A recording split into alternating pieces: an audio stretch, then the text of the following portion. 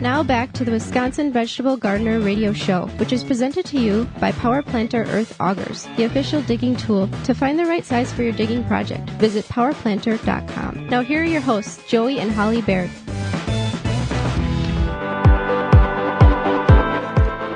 Welcome back to the Wisconsin Vegetable Gardener Radio Show. If you got a question, you can submit it. You can send it over. You can give us a call at 1-800-927-SHOW, toll free nationwide if you want to drop us a line there. Or if you don't want to call us, you can send us an email at gardentalkradio@gmail.com. Either way, you're going to get connected to us, and we're going to help you with your situation in your garden, on your landscape, on your property. Here are a couple of questions came in. We'll see how many we get through. Here's one, Holly. My cucumber plants do not look healthy. The leaves are yellow, spotty on them, and I've not noticed any pests on the plants. Again, anything I should do? Should I be looking for? What's the cause of the spottiness? Are they going to survive? Well, that is typically a bacterial or fungal problem.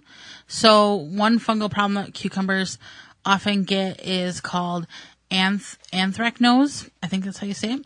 It's a fungus, and it's prevalent in wet and warm conditions. It can overwinter in fallen vines, leaves, and other plant debris, and it will release the spores in the springtime to infect new plants. So one thing is that you want to make sure you're trellising your cucumber plants and also spacing them apart properly. And then if you do get this year after year, you want to make sure that when you pull those plants out, you throw them into the trash and not into a compost. And you can remove up to 25% of the leaves on the plant in order to get rid of those lower leaves. And that's what I would recommend. That's what I did to your sister's cucumber plants, Holly, this past week, was she was developing some of those spottiness on the lower leaves. So I removed those lower leaves, and will greatly reduce the impact that it will have on the overall health of the plant. All right. Next one. I have holes being eaten in my bok choy. What is doing this, and how can I get it to stop? So this is caused by the flea beetle. And no, they're not fleas. They only bite the plants. They don't bite people. And so what you can do is you can make a homemade spray for these flea beetles. You take 2 cups of rubbing alcohol, 5 cups of water, and 1 tablespoon of liquid dish soap. So something you want to use a non-detergent soap, so like a liquid dish soap. And then you can test out the mixture on the leaf of the plant, let it sit overnight, and then if you don't notice any adverse effects, then you can spray on the rest of the plants. Well, that's the key here with any home remedy. Yeah, they do work. However, if you're not doing it correctly, it's like when you paint something, you put it, you do it in the backside where nobody can see it to see if the color blends into the wood right. Same thing with the plant. You just don't soak the sucker down because you may kill it. Right. You want to keep that in mind. You want to kill the bugs, not the plant. Yeah. And most home remedies that include liquid soap and water are going to be fine, but this one has that rubbing alcohol. Be cautious instead of upset because the plant's dead. Was that was the whole recipe, was it not? Yes. Okay. Here we go. Is there an organic method to keep cabbage worms off my kale and cabbages other than plucking them off every day by hand? Well, you can apply diatomaceous earth.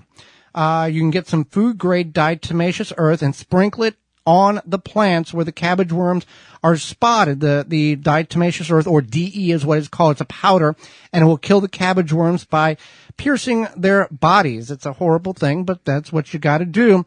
You can set up barriers, like at the time of planting. You can put netting, small netting over the cabbage plants, because if you have too large of holes, it's not the butterflies will fly right in and do their thing. You've not really done anything in helping the procedure here.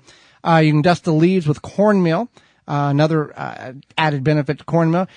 You can set up a moth barrier, right?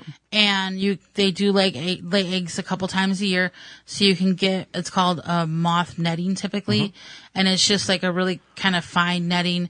It's very light and flowy. You just put it over the plants, but it prevents those moths from laying their eggs to cause more issues. So here's the concept of the cornmeal. You can use any type of cornmeal. the premise is the cornmeal, you sprinkle it there, they eat it, they swell up and eventually die. Organic all-purpose flour may also work. So obviously it's much easier to try to utilize some of these home practices rather than going and buying chemicals or even organic products when you may be able to fix it at home on yourself. There's natural sprays in which you can use. You can also introduce beneficial insects in that realm as well when it comes to cabbage worms, cabbage moths, all of those things. But again, be cautious, be smart, don't over-apply, follow the recommended rates. And here's the other thing. If you've got XYZ problem and you find a home remedy, check and see if there's other locations on the internet. It's on computers now that you can see that other people or other sources are relaying that same type of information. Because if you get a website and it says use bleach to do this, that may not be the best thing if nobody else in the world has said use bleach to do this. So we want your garden to be healthy and happy and productive, but we also want you to be smart about the applications in which you are applying in your garden. For more information, please visit thewisconsinvegetablegardener.com.